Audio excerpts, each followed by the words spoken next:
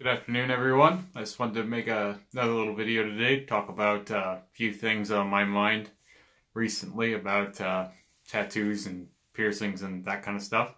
First off, I guess I should say my throat and shoulder area is basically in full peel stage now. Yesterday it had just started.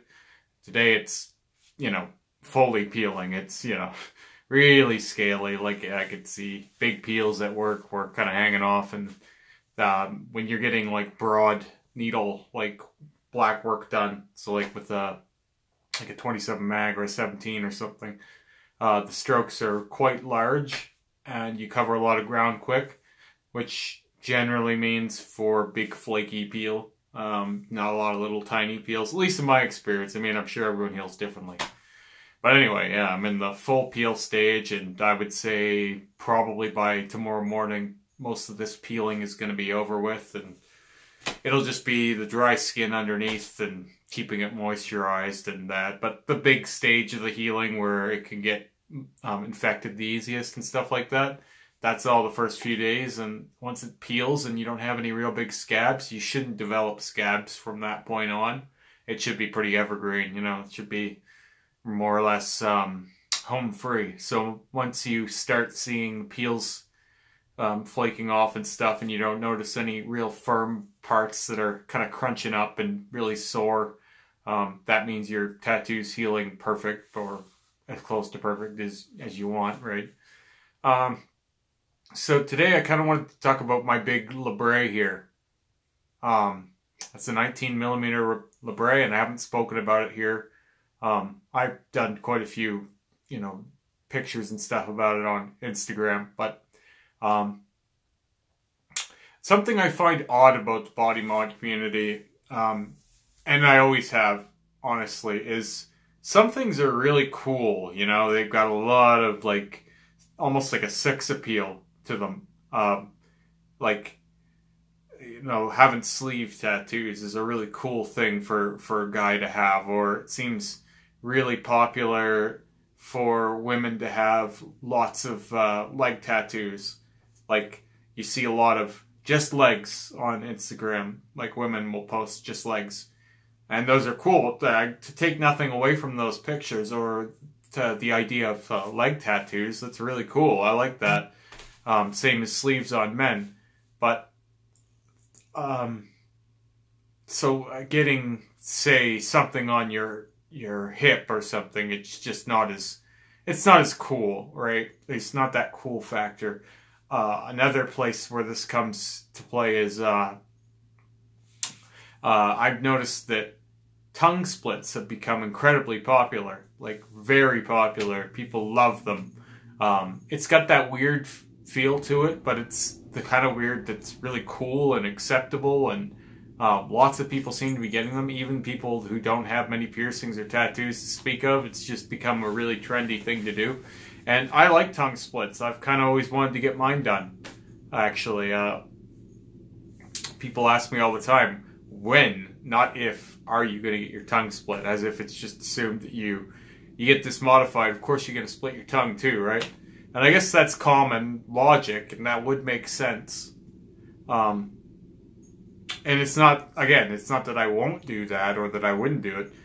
First off, my main reason for not doing it yet is that I have a bit of a, my tongue is a bit tied, so it doesn't stick out very far.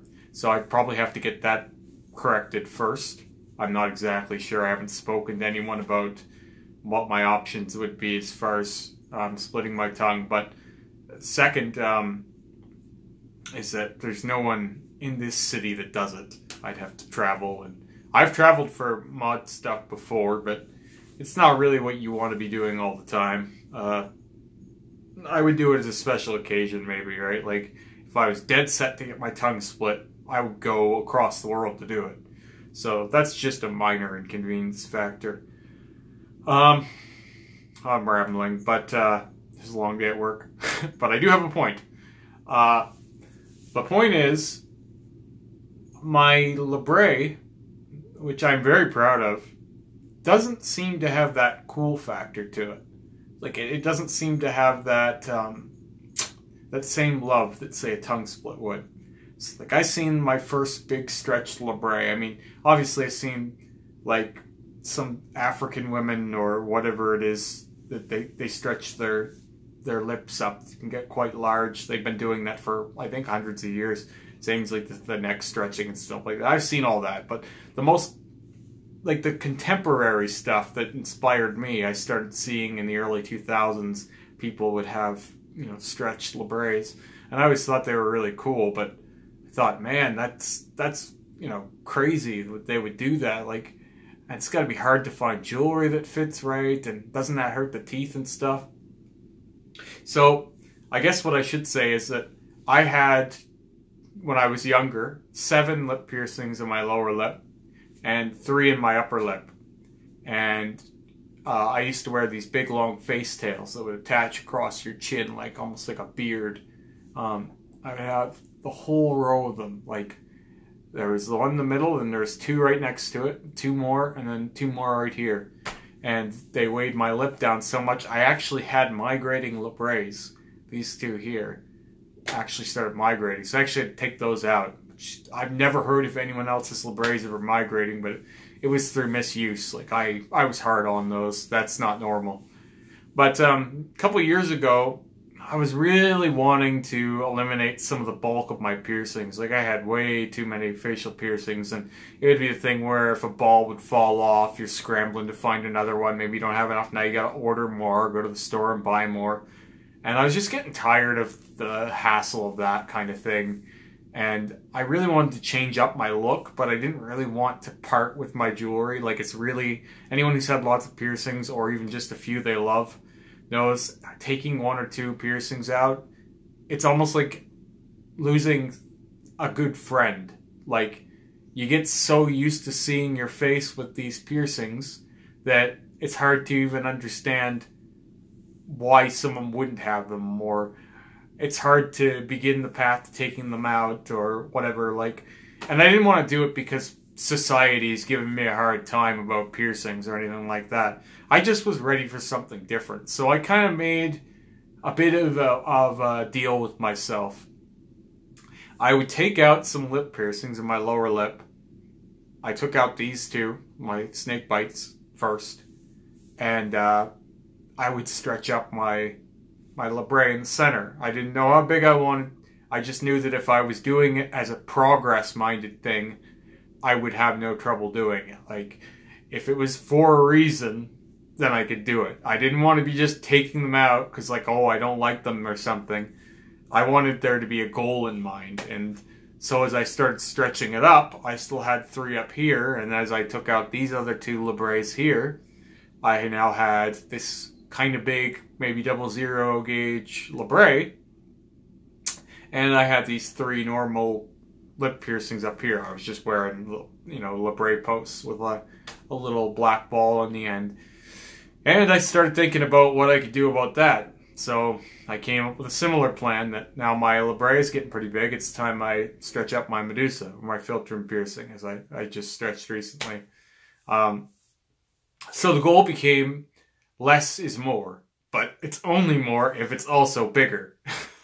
So it's conditional less is more, right? Take out a bunch of little ones, make the ones I have quite a bit bigger. Same thing with my nose and stuff. I used to have lots of nostril piercings and stuff like that. But we'll talk about my septum another day. That's a whole other, that's several whole other stories. I've done some videos and some like Instagram posts and stuff about my labret, and it never really gets any traction. People don't seem to like it. I don't really know why. Like, it's a weird thing what society decides is cool and what isn't. Again, not to knock the split tongue, as I was talking about earlier. I think that's cool too, and it's certainly something I still would like. But I seem to think that the stretched labret and the split tongue aren't really a whole lot different, other than that a stretched labret takes a little bit more work to get there. I mean, unless you punch it. Whereas a tongue split is once, and then probably you're going to have to split it twice or maybe 3 times, depending on how deep you want it. But it's a pretty simple, quick operation. And honestly, I've heard it's not that painful too, despite how it looks. But yeah, the labret isn't the most popular thing that I've done. I don't know. I'm not expecting people to love everything I do. It's just, it's a weird thing that something that's very similar to it is so beloved by the whole community, but stretched labrets are, I don't know if they're frowned upon, but they're not welcomed, you know? Like, it's not like, you know, if you search a hashtag on Instagram, you're going to find stretched tongue has a lot, or split tongue, sorry, has a lot more traction than stretched labret. Now, I'm not a hipster necessarily, but and I don't think that means, oh, it's more underground to have a stretched labret, something like that. But I do think it's an odd divide between two concepts that are very similar. I mean, they're both happening in your mouth, and they're both odd. I mean, maybe it's because you can hide your tongue split if you want. You can conceal that, whereas this is kind of, I don't know. Like, for example, one more example, then I'll be done. I did a video on my Instagram once not too long ago where I stuck my tongue through my labret. I can stick most of my tongue through it. I did it as a boomerang, so it does the in, out, in, out, in, out. And I did it just like I think it was like 4 seconds long. And what reactions I did get were not overly positive, and not many. Like, it didn't go over real well. And since then, that had put me in the mind to make some kind of a video where I just ranted about the stigma or the faux pas around stretched labrets. I do plan on doing another video about my labret at some point, about the complications and the possible risks, and what you should do while you're stretching it to avoid some of that stuff. But that'll be another whole long video, and I think this is long enough. So, yeah, I don't know. If anyone out there has anything to say about labret piercings, or if you like mine, or why you think it might be that split tongues are so loved but stretched labrets aren't, yeah, just comment and I'll get back to you, and maybe we can have a bit of a dialogue about this. Maybe someone can explain this to me a little better than I'm understanding it. Anyway, guys, have a great afternoon and a good weekend, and I'll be making another video shortly. I've got all kinds of things I'd like to discuss and nothing but time to talk about it. So, all right, have a good night.